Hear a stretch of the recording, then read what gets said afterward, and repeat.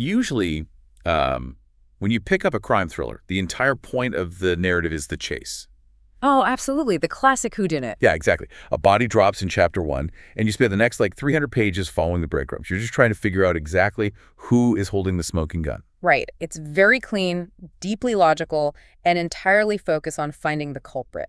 But step into the world of 19th century Russian literature, and that comforting architecture just completely collapses.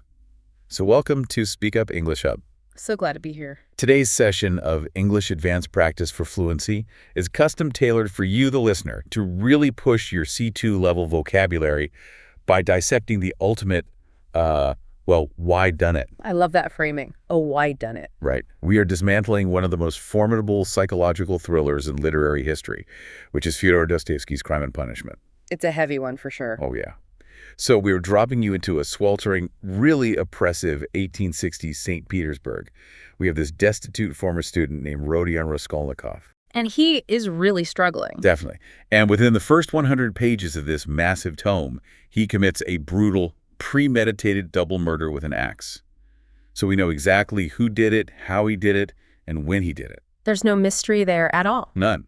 So the central question we're exploring today is, if the mystery is completely solved on page 100, what on earth are the remaining 600 pages actually about? Well, those remaining pages serve as, arguably the most excruciating, meticulous psychological mapping of a human mind ever put to paper. Excruciating is definitely the word. Yeah. We are forced to examine the immediate and long-term aftermath of a transgression. But to really understand the collapse of Raskolnikov's mind, we have to first look at the squalid environment that really incubates his madness. The setting is just so intense. It is. St. Petersburg in July, as Dostoevsky paints it, is not some grand, romanticized imperial capital. There's this ubiquitous sense of despair. Ubiquitous is a great word for it. It's everywhere. Exactly. The air smells of rotting garbage, stale vodka, scorching dust. And Raskolnikov's own apartment is repeatedly described as a coffin, or like a cramped closet. It sounds totally unlivable. It really is. It's stiflingly hot, completely isolating, and he is just steeped in a crushing, inescapable poverty. And the city isn't just a passive backdrop for the story, It operates as a physical manifestation of his own agitated, claustrophobic mind. Yes, the external matches the internal perfectly. Because he has been barricaded in that tiny room for a month, sinking into a profound hypochondria and a really dangerous level of isolation. And, listening to this, you probably experience how isolation can distort your thinking. Oh, we all have to some extent. Right. When you are entirely cut off from the friction of normal social interaction, your intellect can easily detach from reality. In Raskolnikov's case, his mind starts spinning these incredibly dangerous solipsistic theories. Which leads to his famous article. Exactly. He writes and publishes an article called On Crime, where he outlines his extraordinary man theory. Basically, he divides humanity into two categories. You have the ordinary compliant masses, and then the extraordinary few. The ones who get to make the rules. Yeah. He genuinely believes that extraordinary individuals, and he points to figures like Isaac Newton for this, have an inherent moral right to transgress the law. Even up to murder. Yes, he argues they can even commit murder, provided that the crime ultimately serves the greater benefit of humanity. He embraces a chillingly mathematical approach to human life, which is essentially pure nihilism, masking itself as utilitarian logic. Which was a big thing at the time, right? It was. Nihilism was gaining significant traction among the radical youth in Russia, promoting a total rejection of objective moral truths in favor of strict materialism. So Raskolnikov targets an elderly pawnbroker named Alyona Ivanovna. And he doesn't think highly of her. Not at all. Yeah. He views her as a louse, a miserable, predatory creature who hoards wealth while people around her literally starve. So his rationalization is deeply utilitarian. Exactly. He figures if he wipes out this one tiny, insignificant life, he can redistribute her wealth to perform thousands of good deeds. He's basically trying to prove to himself that he belongs to that category of extraordinary men. By acting purely on this cold, calculated equation. Right. Completely unburdened by emotional or moral constraints. I have to push back on his grand philosophical justification, though. Oh, please do. Because when you strip away the academic language, isn't this Superman theory just a highly intellectualized camouflage for a robbery driven by absolute penury? That's a very fair point. I mean, the man is quite literally starving to death. To me, it feels like a twisted real-world manifestation of the classic trolley problem. Oh, that's an interesting comparison. Right. Philosophers love to debate whether it's moral to pull a lever, diverting a train to kill one person in order to save five.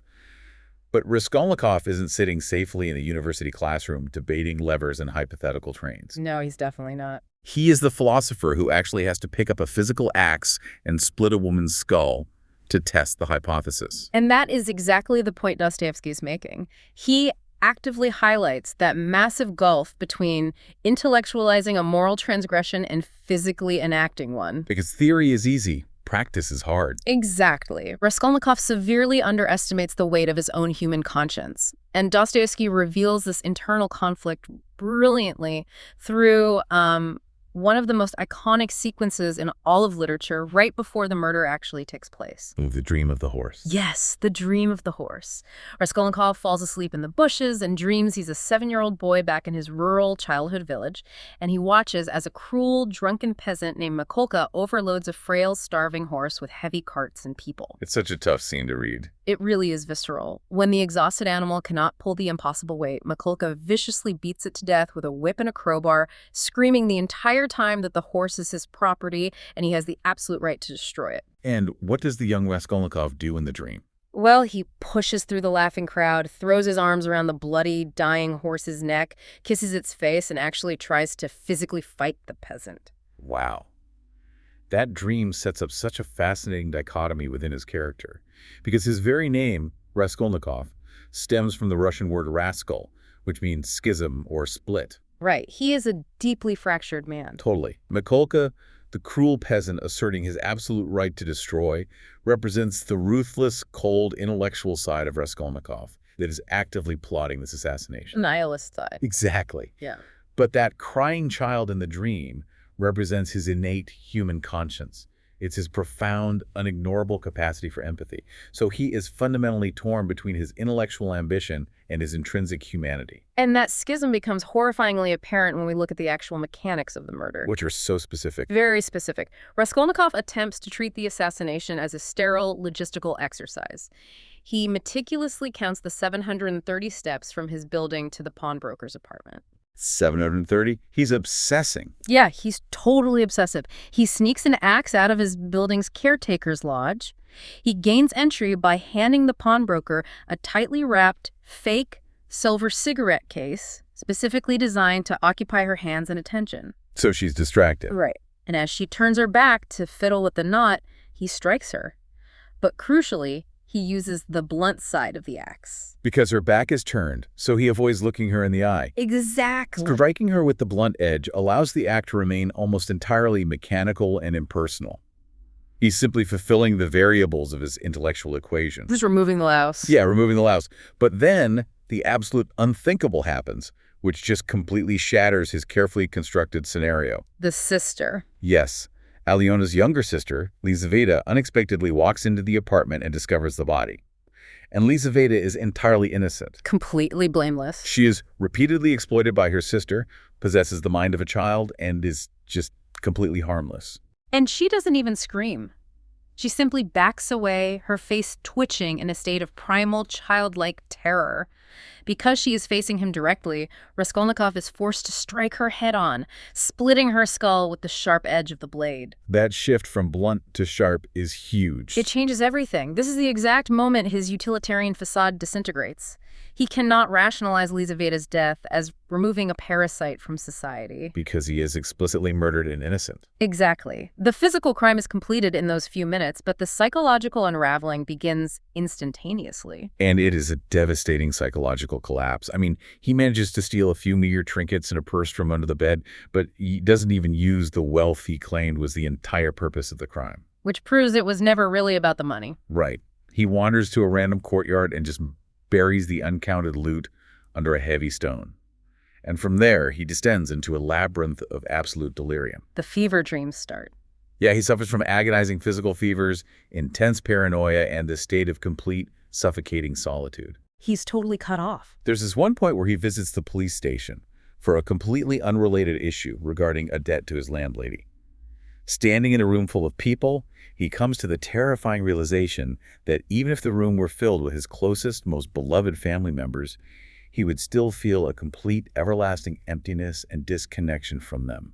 And Dostoevsky is really illustrating the ultimate peril of nihilism here. When you actively reject all moral truths and sever the social contract, you are left completely adrift. You're just floating in the void. Precisely. Raskolnikov realizes that by murdering the women, he hasn't elevated himself into a Superman standing above the law.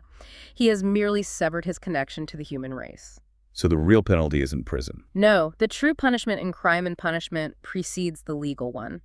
It is the inescapable claustrophobic prison of his own mind. He can no longer participate in the shared human experience. It operates exactly like a psychological autoimmune disease. Oh, I like that analogy. Think about it. His intellect tried to introduce a foreign, ruthless logic into his mind, treating human lives as disposable variables. But his innate human conscience recognizes that logic as a deadly infection and violently attacks it. That makes perfect sense. His physical fevers, his fainting spells, his paranoia, his brain is quite literally running a fever trying to burn out the infection of his own murderous ideology. The body rejecting the idea. Yes. And as he's wandering through the squalid streets of St. Petersburg in this feverish state, Dostoevsky introduces a cast of secondary characters who act as vital mirrors, reflecting the different shards of Raskolnikov's fractured psyche. Right, we start to see the paths he could have taken. Who stands out first? Well, Razumikhin is the primary foil for Raskolnikov's isolation. He is a fellow former student, equally destitute but possessing a completely different temperament. Even his name is symbolic, isn't it? It is. His name derives from the Russian word for reason or good sense. Razumikhin represents grounded intellect paired with pro-social behavior. He actually tries to help people. Exactly. Despite his own poverty, he constantly seeks out translation work, supports his friends, and actively tries to pull Raskolnikov back from the brink. He represents the path of healthy integration into society through community and shared struggle. A path Raskolnikov's arrogance forces him to reject. Exactly. But then we have the dark reflection of his theory, which is Arkady Svidrigailov. Oh, he's terrifying. Truly, he's the terrifying embodiment of pure depravity and amoral detachment. Svidrigailov is essentially everything Raskolnikov theorized he wanted to be. He commits horrifying acts, exploiting the vulnerable, allegedly poisoning his wife, and he feels absolutely nothing. He's completely unburdened by a conscience. But Dostoevsky doesn't let Svidrigailov win. Svidrigailov's ultimate fate, succumbing to a profound, crushing boredom that leads him to quietly take his own life in a damp alleyway, proves that a life entirely devoid of moral connection isn't liberating. It's just an empty void. Right. Raskolnikov looks at Svidrigailov and realizes he could never survive that kind of emptiness, because he is already physically sickening himself with guilt. And threading all of these character studies together is the ubiquitous, crushing cycle of poverty. Dostoevsky doesn't just mention poverty. He forces the reader to sit in the room with it. It's incredibly vivid. The Marmeladov family is probably the most gut-wrenching example. Marmeladov is a retired civil clerk who has become such a severe alcoholic that he steals and sells his own wife's stockings simply to buy a drink at the tavern. It's just pathetic. It is. He delivers this rambling confession to Raskolnikov about his own uselessness, fully aware of the destruction he's causing his family, yet completely unable to stop. And his wife, Katerina Ivanovna, is slowly suffocating from consumption, literally coughing up blood into her handkerchief. Yet she clings to this fierce, tragic, aristocratic pride. Which leads to that terrible funeral scene. Oh, yeah. After Marmeladov is killed, run over by a horse-drawn carriage in the street, Katerina spends the absolute last of their rubles trying to throw a respectable funeral lunch to prove her social standing to her mocking neighbors. It's so hard to watch. It is a disastrous, chaotic event that ultimately results in her collapsing and her young children being forced out onto the street to beg for coppers by dancing and singing. Just absolute squalor. But I have a question about how society reacts to this. When looking at a character like Lebeziatnikov, who witnesses this profound squalor and simply waves it away as inevitable economic data points, justifying it with radical new utilitarian philosophies.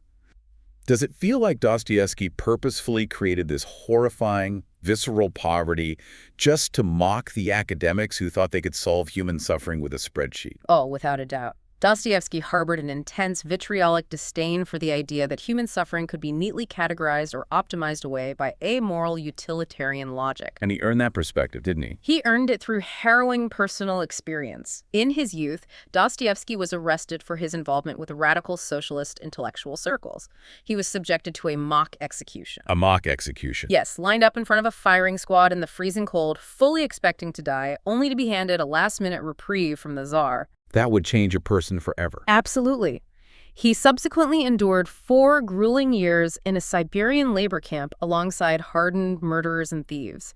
He knew intimately what true physical and psychological degradation looked like. So he didn't have much patience for the academics. None at all. He viewed the so-called new philosophies sweeping through the university students of St. Petersburg as arrogant, sterile, and dangerously disconnected from the messy, agonizing reality of the human soul. And that deeply grounded empathy leads us perfectly to the anchor of the entire novel.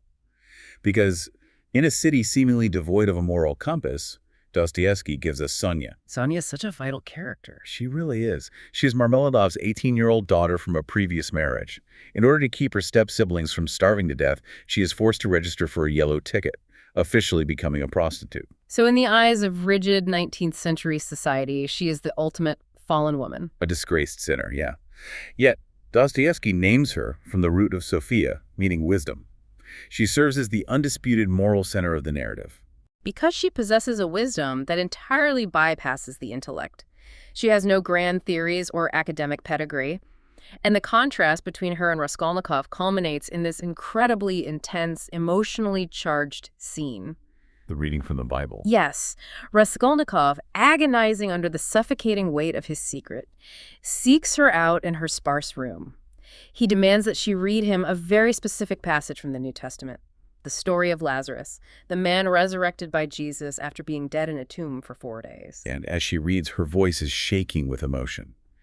Because to Sonia, Lazarus represents her own desperate lifeline, her hope for salvation and spiritual renewal, despite the squalor of her daily reality. But it means something else to him. Right. To Raskolnikov, it's a vital, subconscious foreshadowing. He can smell the rot of his own intellect. He needs a spiritual resurrection because his utilitarian theories have essentially murdered his soul. It's a turning point. Definitely. After she finishes reading, the tension breaks. He sits on her bed and tells her to look closely at his face, asking her to guess who murdered the pawnbroker and Lizaveta. And when she pieces the horrifying truth together, her reaction subverts every expectation. She doesn't freak out. No, she doesn't scream. She doesn't run to the police. She throws her arms around his neck and cries out, "What have you done to yourself?" That's such a powerful line. It really is. She doesn't see a monster to be vanquished. She sees a broken human being enduring unimaginable internal torment. She offers him infinite compassion. She gives him a wooden cross to wear, specifically the cross that actually belonged to his victim, Lizaveta. She tells him that to find peace, he must confess. But he can't simply walk into a sterile police precinct. He has to do it the hard way. Following Sonia's explicit instructions, he embarks on this bizarre public farewell tour. He walks to the center of the Haymarket, the busiest, dirtiest crossroads in the city. He falls to his knees and literally kisses the boot-trampled, filthy earth. And everyone's watching him. Yeah. The surrounding crowd assumes he's simply another belligerent drunk and jeers at him, but he completes the act anyway. Only then does he walk into the police station and formally confess to the clerk, Zametov. Because legal punishment alone is completely insufficient for Dostoevsky's moral framework. A prison sentence settles a debt with the state, but Raskolnikov has violated the fundamental fabric of human connection. He owes a debt to humanity itself. Yes. He must confess not just to a magistrate, but to the earth he walks on, to the humanity he despised, and to a higher moral order. And then the narrative executes a massive tonal shift. We jump forward a year and a half. Exactly. Raskolnikov has been sentenced to a prison camp in Siberia, and the atmospheric contrast is staggering. It's a breath of fresh air, literally. The narrative leaves behind the suffocating, crowded, noxious heat of St. Petersburg.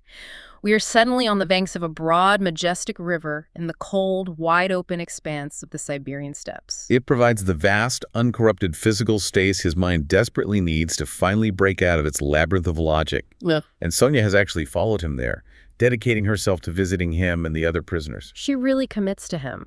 She does. But, looking at this from a modern perspective, You have to question the mechanics of this resolution. How so? Well, there is something undeniably unsettling about romanticizing Sonia's suffering. I mean, she essentially sacrifices her entire life, her freedom, and her agency to act as a lifelong rehabilitation center for a man who brutally murdered 2 women. It's easy to view her as being reduced to a mere tool for a male protagonist's redemption. That tension is a very common hurdle for contemporary readers, definitely. It relies heavily on the archetype of the saintly prostitute, which Dostoevsky returns to frequently. Right, it's a trope. It is a trope.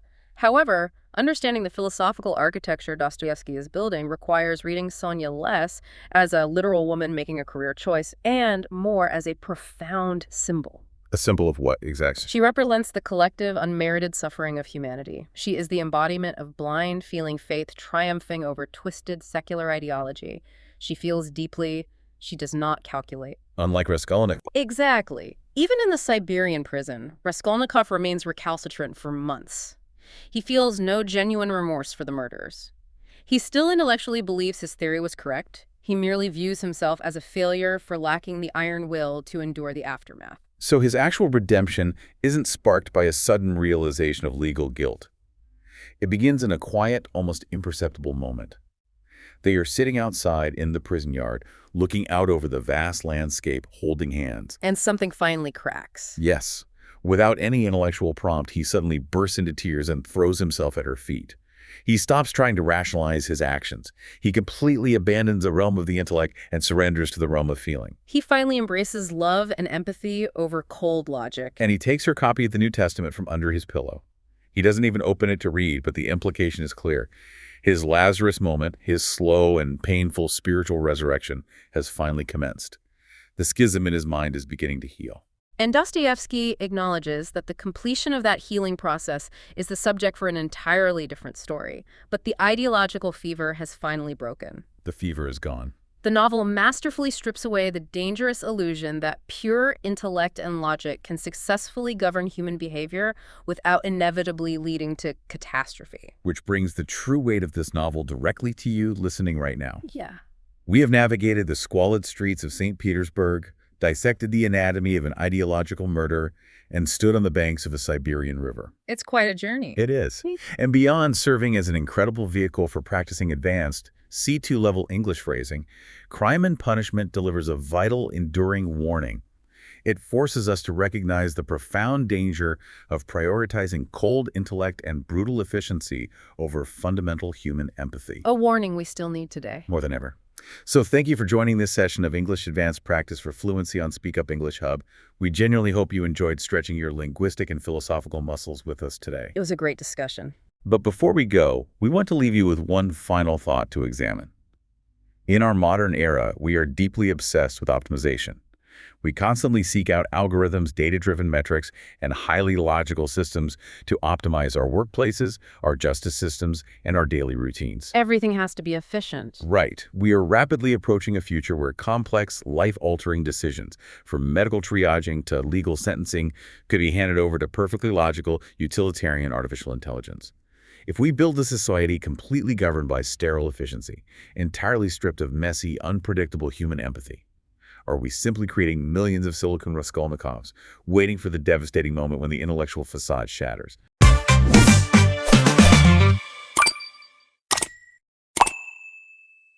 Thanks for being with us.